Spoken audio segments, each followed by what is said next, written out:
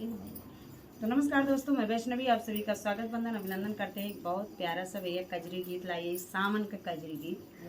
और गीत बहुत प्यारा है, सुनना चाहिए, कमेंट करना चाहिए कैसे ना। वीडियो को लाइक शेयर जरूर करें।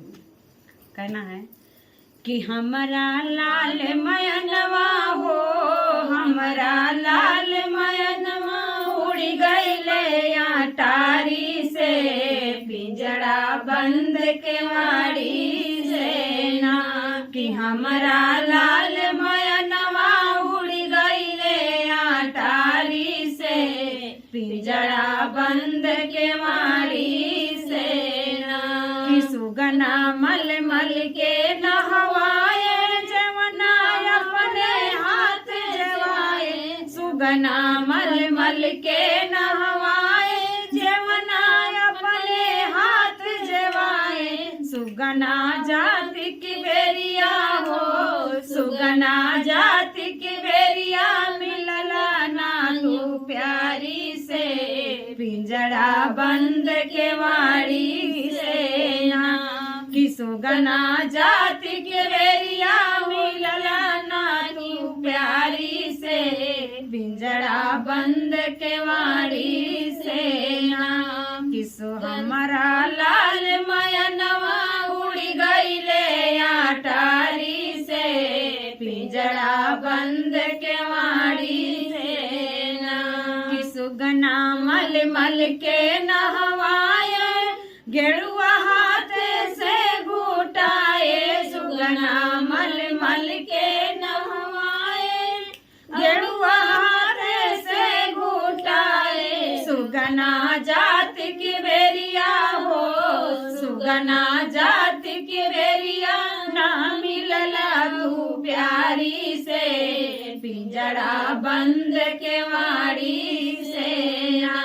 कि हमारा लाल मयनवा उड़ गईले अटारी से, पिंजड़ा बंद के वाड़ी से ना।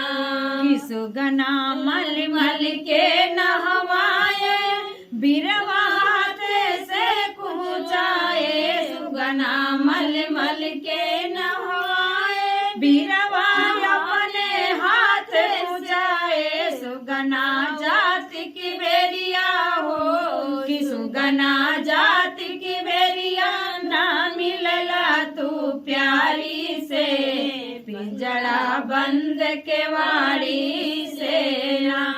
कि सुगना जाति की बेरिया ना मिलला तू प्यारी से, पिंजड़ा बंद के वाड़ी से ना।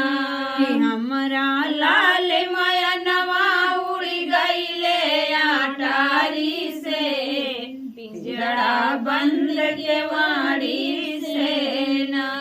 कि सुगना मल मल के नहवाए, से जिया अपने हाथ लगाए। सुगना मल मल के नहवाए, से जिया अपने हाथ से लगाए। सुगना जाति की बेरिया हो, सुगना जाति की बेरिया ना मिलला तू प्यारी से, पिंजड़ा बंद के वाड़ी से ना।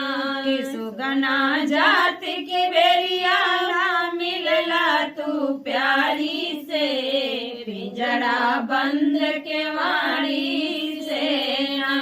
कि हमारा लाल मयनवा उड़ गईले अटारी से, पिंजड़ा बंद के वाड़ी